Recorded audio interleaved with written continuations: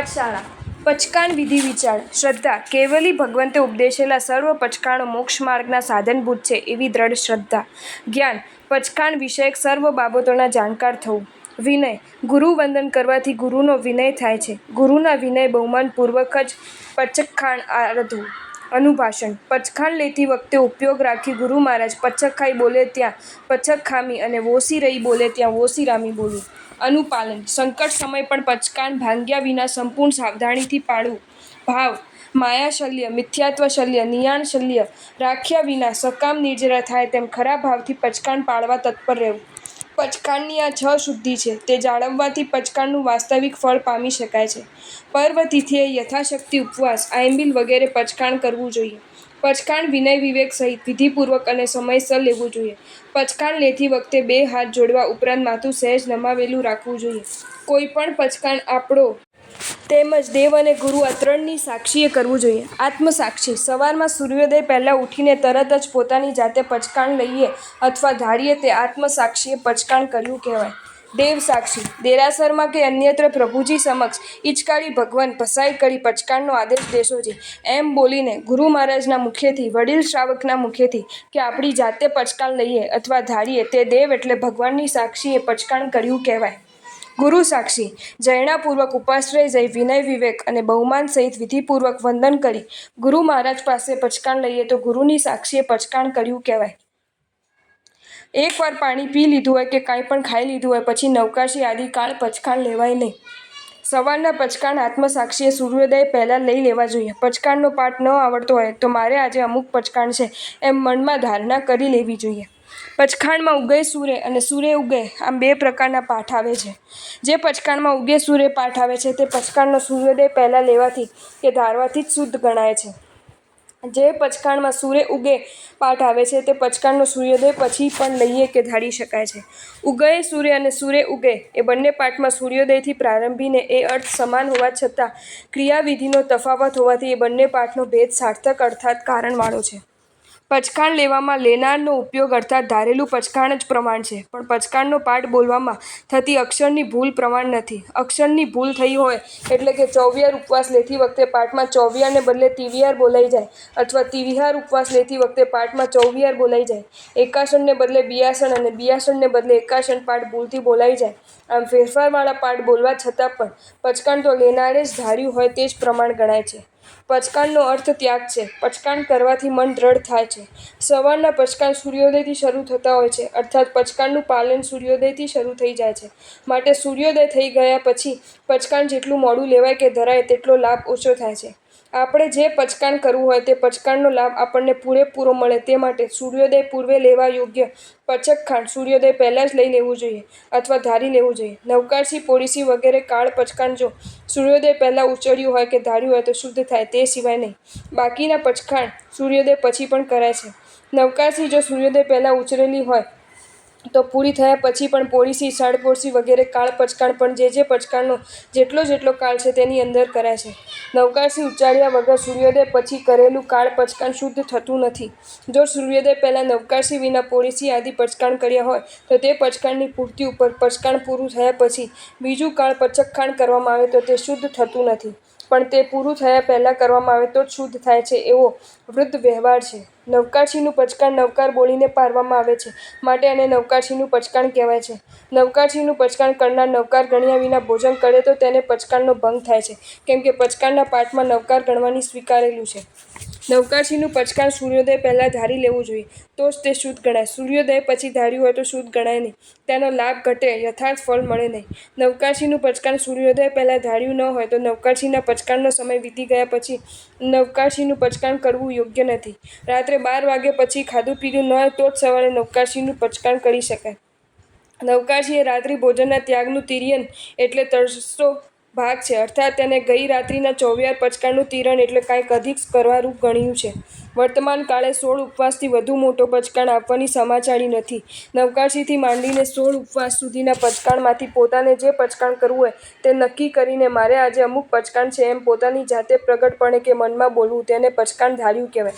જે પચકાણ ધરાય તે પચકાણ લીધા બરાબર જ હોવાથી દેવગુરુની સાક્ષીએ લેતી વખતે તે જ પચકાણ લેવું અર્થાત તેનાથી એધિક લેવું પણ ઓછું લેવું નહીં. જેમ પચકાણનો પાઠ બોલીને લીધેલા પચકાણને તેનાથી નાના પચકાણમાં ફેરવી શકાતું નથી તેમ ધારેલા પચકાણને પણ તેનાથી નાના પચકાણમાં ફેરવી શકાતું નથી. સૂર્યોદય પહેલાં નવકાશીનું પચકાણ લીધું કે ધાર્યું હોય તો તેને પોળીસી વગેરેના આગળના મોટા પચકાણોમાં ફેરવી શકાય. પણ જો ઉપવાસનું પચકાણ લીધું કે ધાર્યું હોય તો તેનાથી નાના આંબીલ વગેરેના પચકાણોમાં ફેરવી શકાય નહીં.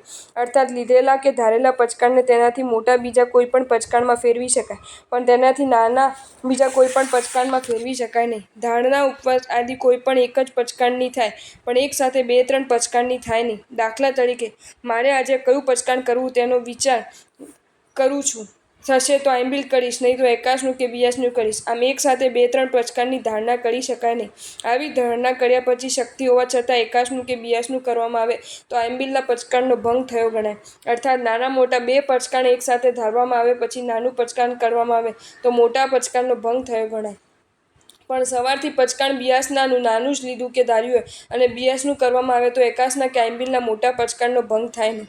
આપણે યથાશક્તિ એટલે કે શક્તિ ગોપાય નહીં અને શક્તિનું ઉલ્લંઘન થાય નહીં તે જ રીતે પચકાણ લેવું કે ધારવું જોઈએ. લીધેલા પચકાણને બરાબર યાદ રાખવું જોઈએ, તેને સારી રીતે વળગી રહેવું જોઈએ અને એના પ્રત્યેના પૂર્ણ બહુમાનપૂર્વક અખંડપણે પાળવું જોઈએ. આપણે જે પચકાણ લીધું કે ધાર્યું હોય તે જ્યાં સુધી પાળ્યું ન હોય અને જ્યાં સુધી તે પચકાણનો સમય થયો ન હોય ત્યાં સુધી જ તેને તેનાથી મોટા પચકાણમાં ફેરવી શકાય. આપણે જે પચકાણ લીધું કે ધાર્યું હોય તે જ્યાં સુધી પાળ્યું ન હોય અને જ્યાં સુધી તે પચકાણનો સમય થયો ન હોય ત્યાં સુધી જ તેને તેનાથી મોટા પચકાણમાં ફેરવી શકાય. પણ પાડી લીધા પછી તેને તેનાથી મોટા બીજા કોઈ પચકાણમાં ફેરવી શકાય નહીં. પચકાણ પાડ્યા પછી ભલે પાણી વગેરે કાંઈ પણ વાપર્યું ન હોય તો પણ તેમાં ફેરફાર થઈ શકે નહીં. દાખલા તરીકે આપણે આંબીલનું પચકાણ લીધું કે ધાર્યું હોય તે ન પાડ્યું હોય ત્યાં સુધી જ તેને ઉપવાસના પચકાણમાં ફેરવી શકાય પણ પરાઈ ગયા પછી તેને ઉપવાસના પચકાણમાં ફેરવી શકાય નહીં. આંબીલનું પચકાણ પરાઈ ગયા પછી ઉપવાસની જેમ કાંઈ પણ ખાધું પીધું ન હોય તો પણ આંબીલ જ કર્યું ગણાય, ઉપવાસ ગણાય નહીં.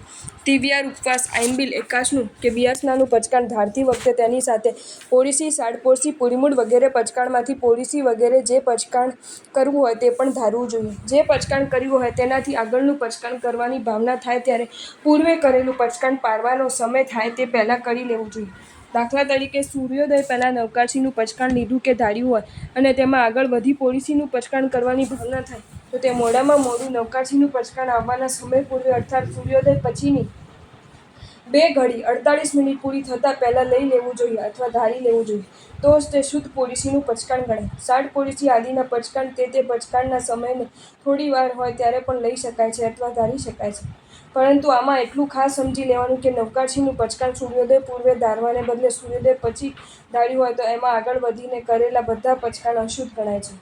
પચકખાણ દેવગુરુનો વિનય સાચવીને વિવેકપૂર્વક લેવું જોઈએ. દેરાસર જઈ પ્રભુજીને 2 હાથ જોડી માથું નમાવી 3 વાર પ્રણામ કરી સ્તુતિ આદિ કે ચૈત્યવંદન કરી લીધા પછી હિચકારી ભગવાન પસાય કરી પચકાણનો આદેશ દેશોજી એમ બોલીને પચકાણ લઈએ તો દેવ એટલે ભગવાનનો વિનય કરીને વિવેકપૂર્વક પચકાણ લીધું ગણાય. ઉપાસે જઈ આસન ઉપર બિરાજમાન ગુરુ મહારાજને વિધિપૂર્વક વંદન કરી હિચકારી ભગવાન પસાઈ કરી પચકાણનો આદેશ દેશોજી એમ બોલીને આપણે પચકાણ લઈએ તો ગુરુ મહારાજનો વિનય કરીને વિવેકપૂર્વક પચકાણ લીધું કહેવાય. ગુરુ મહારાજ પાસે પચકાણ લેતી વખતે નવકાશી બિયાસનું કે પોળસી બિયાસનું, પોળસી એકાશનું કે સાડપોશી એકાશનું, પોળીસી, સાડપોશી કે પૂરીમૂડ આંબીલ, પોળીસી, સાડપોશી, પૂરીમૂડ કે અવઢ ઉપવાસ આમ પોતાને જે રીતે જે પચકાણ કરવું હોય તેનું તે રીતે બરાબર નિવેદન કરવું જોઈએ. ગુરુ મહારાજ પચકાણનો પાઠ બોલે તે ઉપપૂર્વક સાંભળવો જોઈએ. આપણને આવડતું હોય તે પચકાણ સાથે સાથે મનમાં બોલતા રહેવું જોઈએ. ગુરુ મહારાજ ત્યાં પચકાઈ બોલે ત્યાં પચકામી અને વોશીરઈ બોલે ત્યાં વોશીરામી બોલવું જોઈએ. પોષદમાં તિવિયાર ઉપવાસ આંબીલ કે એકાશનું કરનારે ઓછામાં ઓછું પૂરીમૂડનું પચકાણ કરવું જોઈએ એવી મર્યાદા છે. પર્યુષણમાં બપોરના કલ્પસૂત્રના વ્યાખ્યાનના કારણે તેમજ નાદુરસ્ત તબિયત, બાલવય આદિના કારણે અથવા અન્ય કોઈ ખાસ કારણસર સાડપોશીનું પચકાણ કરવું જ પડે એવી સ્થિતિ હોય ત્યારે પણ સાડપોશીનું પચકાણ કરવા માટે ગીતાર્થ ગુરુ ભગવંતની આજ્ઞા અવશ્ય લેવી જોઈએ. ગીતાર્થ ગુરુ ભગવંતની આજ્ઞા લીધા વિના પોતાની જાતે સાડપોશીનું પચકાણ કરનારને મર્યાદા ભંગ, અવિનય આદિ દોષો લાગે. ઔષધમાં જ્યારે જ્યારે સાડ પોલિસીનું પચકાણ કરવાની જરૂર પડે ત્યારે દરેક વખત ગીતાર્થ ગુરુ મહારાજની આજ્ઞા લેવી જ જોઈએ. કોઈ એક દિવસ માટે મળેલી આજ્ઞા બીજી કોઈ દિવસ માટે કામ લાગે નહીં. ગુરુ મહારાજની આજ્ઞા વિના ઔષધમાં સાડ પોલિસીનું પચકાણ કરાય નહીં. દેરાસરમાં ગુરુ મહારાજ સ્તુતિ કે ચૈત્યવંદન કરતા હોય ત્યારે તેમની પાસે પચકાણ મંગાય નહીં. તેવા વખતે પચકાણ માંગવાથી તેમની પ્રભુ ભક્તિમાં વિક્ષેપ થાય છે. ગુરુ મહારાજને પ્રભુ ભક્તિમાં વિક્ષેપ ન પડે તેવી રીતે વિવેકપૂર્વક તેમની પાસે પચકાણ લેવું જોઈએ. દેરાસરની બહાર રસ્તા ઉપર, ઉપાશ્રયની બહાર રસ્તા ઉપર, ઉપાશ્રયમાં આવવા જવાના રસ્તામાં, ઉપાશ્રયના દાદરમાં, આંબીલ ખાતા વગેરેમાં કે આપણા ઘેર ગોચરી પાણી વરવા પધાર્યો ત્યાં અને બજાર વચ્ચે ગુરુ મહારાજને રોકીને ઊભા રાખીને અવિધિથી તેમજ અવિનય અને અવિવેકપૂર્વક તેમની પાસે કદી પણ પચકાણ મંગાય નહીં. એવી રીતે પચકાણ માંગવાથી દેવગુરુ ધર્મની આસાધના થાય છે અને એમના પ્રત્યે આપણા હૃદયમાં બહુમાન ભાવ પણ ઘટે છે. ગુરુ મહારાજને રસ્તા વચ્ચે જ્યાં ત્યાં રોકીને અને ઊભા રાખીને તેમજ વંદન કર્યા વિના અને હિચકારી ભગવાન પસાઈ કરી પચકાણનો આદેશ દેશોજી એમ બોલ્યા વિના પચકાણ લઈએ તો અવિનય અને અવિવેકપૂર્વક તેમજ બહુમાન ભાવ વિના પચકાણ લીધું કહેવાય. એવી રીતે લીધેલું પચકાણ યોગ્ય રીતે ફળે નહીં. ગુરુ મહારાજ વરવા માટે ઘેર પધાર્યા હોય ત્યારે માંદગી કે ઘરની બહાર નીકળવાની અશક્તિ જોવા ખાસ કારણ સિવાય તેમની પાસે ઘેર બેઠા પચકાણ મંગાય નહીં. ઘેર વરવા માટે પધારેલા ગુરુ મહારાજ પાસે માંદગી કે ઘરની બહાર નીકળવાની અશક્તિ જેવા ખાસ કારણસર પચકાણ લેવાની ફરજ પડે ત્યારે પણ પ્રથમ તો 2 હાથ જોડી મસ્તક નમાવી મથએણ વંદામી કહી વિનયપૂર્વક ગુરુ મહારાજને પૂછવું જોઈએ કે સાહેબજી આપણે અનુકૂળતા છે? અનુકૂળતા હોય તો મારે પચકાણ કરવાની ભાવના છે. ગુરુ મહારાજ અનુકૂળતા જણાવે તો તેમને વિધિ બહુમાનપૂર્વક વંદન કરી હિચકારી ભગવાન પસાઈ કરી પચકાણનો આદેશ દેશોજી એમ બોલીને આપણે જે પચકાણ કરવાની ભાવના હોય તેનું તેમની સમક્ષ બરાબર નિવેદન કરવું જોઈએ. ખાસ કારણસર ગુરુ મહારાજ પાસે ઘેર બેઠા પચકાણ લેવું પડે તેમ હોય ત્યારે પણ આમ વિનય વિવેક સહિત બહુમાનપૂર્વક જ પચકાણ લેવાય. પણ ગુરુ મહારાજની અનુકૂળતા જાણ્યા વિના તેમને રોકીને ઊભા રાખીને વંદન કર્યા વિના અને તેમને પચકાણ આપવાની ફરજ પડે તેવું કરીને વિનય બહુમાન રહિતપણે અવિવેકપૂર્વક તો કદી પણ પચકાણ લેવાય નહીં. એવી રીતે પચકાણ લેવાયથી તેમની અસાધના થાય અને પચકાણ યોગ્ય રીતે ફળે નહીં. સ્ત્રીઓ સાધુ મહારાજ પાસે, સાધ્વીજી મહારાજ પાસે, અન્ય વડેરી સ્ત્રીઓ પાસે અને શ્રાવક પાસે પચકાણ લઈ શકે છે. પણ પુરુષોએ તો પ્રથમ નંબરે વિનય વિવેક સહિત સાધુ મહારાજ પાસે અને સાધુ મહારાજના અભાવે વડીલ શ્રાવક પાસે પચકાણ લેવું જોઈએ. મોટી ઉંમરના શ્રાવક નાની ઉંમરના શ્રાવક પાસે ઉત્સર્ગ માર્ગે પચકાણ લઈ શકે નહીં. પૌષધ અને સામયિક દંડક પણ ઉચરી શકે નહીં. મોટી ઉંમરના શ્રાવકને પચકાણ વગેરે મોઢે આવડતું ન હોય અને વાંચતા પણ આવડતો ન હોય તો પોતાનાથી નાની ઉંમરના શ્રાવક પાસે અપવાદ માર્ગે પચકાણ લે તેમજ પૌષધ અને સામયિક દંડક ઉછરે તે જુદી વાત છે. પચકાણનો પાઠ મોઢે ન આવડતો હોય તો ચોપડીમાં જોઈને પોતાની જાતે બોલી લેવો જોઈએ. તે પણ ન બની શકે તેમ હોય તો મારે આજે અમુક પચકાણ છે એમ બોલીને જે પચકાણ કરવું હોય તે મનમાં ધારી લેવું જોઈએ. પચકાણ ધારવામાં આવે તે પચકાણ લીધા બરાબર જ છે. પણ પુરુષોએ સાધ્વીજી મહારાજ પાસે કે માતા બહેન વગેરે કોઈ પણ સ્ત્રી પાસે પચકાણ લેવાય નહીં. સાધ્વી અથવા શ્રાવિકાને કહેલી સ્તુતિથી સાધ્વી અને શ્રાવિકાને બેયને જ વંદન કરવા કલ્પે પણ સાધુ કે શ્રાવકને ન કલ્પે. જ્યારે સાધ્વીએ કહેલી એક સ્તુતિ પણ શ્રાવકોને ન કલ્પે તો પછી સાધ્વીએ કહેલા પ્રત્યાખ્યાન, પચકાણ આદિ બીજા સૂત્રો કઈ રીતે કલ્પે? આ ઉપરથી પચકાણ પર પુરુષને ન આવડતું હોય તો સાધ્વી આ શ્રાવિકા પાસે લેવું કલ્પે કે ન કલ્પે એ વિચારકોએ વિચારી લેવું. પરસ્પરના હિતને માટેની આ શાસ્ત્રીય મર્યાદા છે. એનું પાલન કરવામાં જ લાભ છે, ઉલ્લંઘન કરવામાં નુકસાન છે. શ્રાવક શ્રાવિકાઓએ નવકાશી વગેરે સર્વ પચકાણનો પાઠ ગોખીને મોડી કરી લેવું જોઈએ. પાઠશાળાના શિક્ષકે યોગ્ય વયને પામેલા બાળકોને ઉપવાસ, આંબિલ આદિ સર્વ પચકાણના પાઠો ગોખાવીને મોઢે કરાવી દેવા જોઈએ.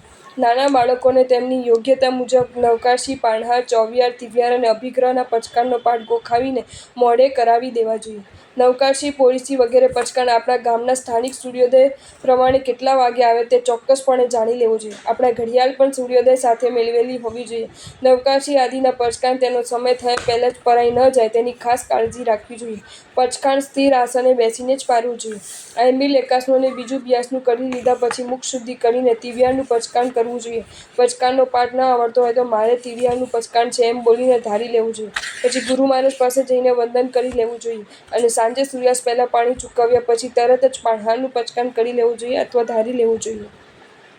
સવારના બધા પચકાણ દાતણ કર્યા વિના ખાધા પીધા પહેલાં જ લેવાય. દાતણ કર્યા પછી, પાણી પીધા પછી કે આંબિલ એકાસનું કરી લીધા પછી નવકાશી કે આંબિલ એકાસનું આદિનું પચકાણ લેવાય નહીં.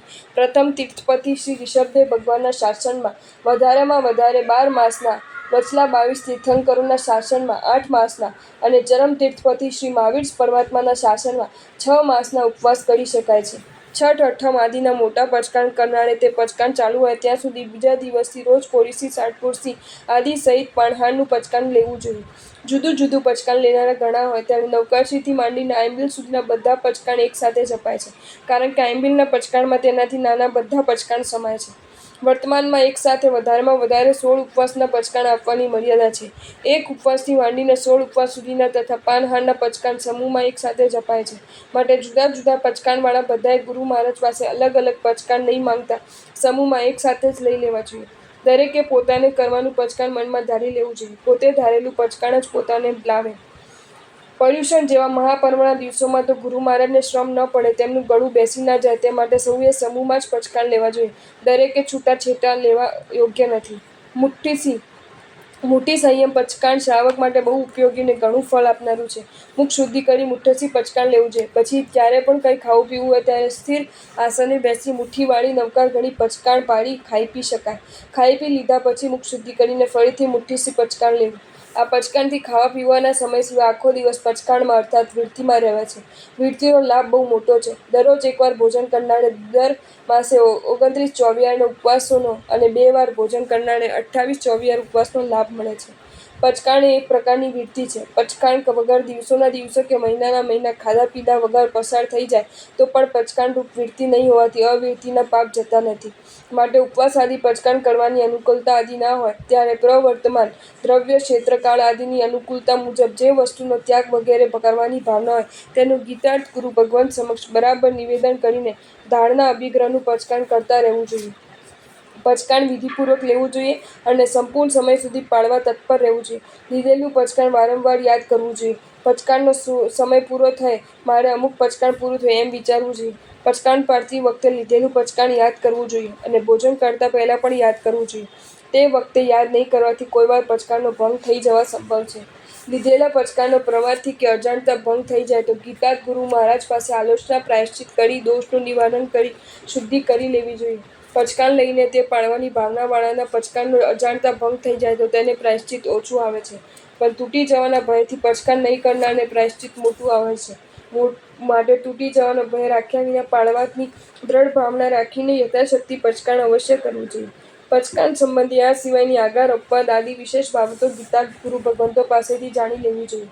અપવાદના અવસરે ઉપરની બાબતોમાં સુવિહિત ગીતાર્થ ગુરુ મહારાજ જે પ્રમાણે સૂચવે તે પ્રમાણે કરવું. એ વાત બધાને કહેતા ફરવું નહીં, પણ પોતાના પૂરતી જ મર્યાદિત રાખવી. વિવિધ પચકાણની આરાધના કરીને અનંતાનંત આત્મશુદ્ધિપદને પામ્યા છે. આવા કલ્યાણકારી પચકાણ ધર્મ પ્રત્યે આપણા હૃદયમાં અત્યંત આદરભાવ હોવો જોઈએ. એ પચકાણ ધર્મ બતાવનાર ઉપકારી જીનેશ્વર દેવો પ્રત્યે અને પચકાણ આપનાર ઉપકારી ગુરુ ભગવંતો પ્રત્યે પણ આપણા હૃદયમાં એટલો જ આદરભાવ હોવો જોઈએ. માટે દેવ ગુરુ ધર્મની જરા પણ અશાતના ન થાય, તેમનો પૂરો વિનય સચવાય તેમ વિવેકપૂર્વક વિધિ સહિત પચકાણ લેવું જોઈએ. જો તમને આ વિડીયો ગમ્યો હોય તો આ વિડીયોને લાઇક કરો અને શેર કરો અને આવા જ નવા વિડીયો જોવા માટે જૈન ફેક્ટ્સ એન્ડ સ્ટોરીઝની ચેનલને સબસ્ક્રાઈબ કરો. ધન્યવાદ.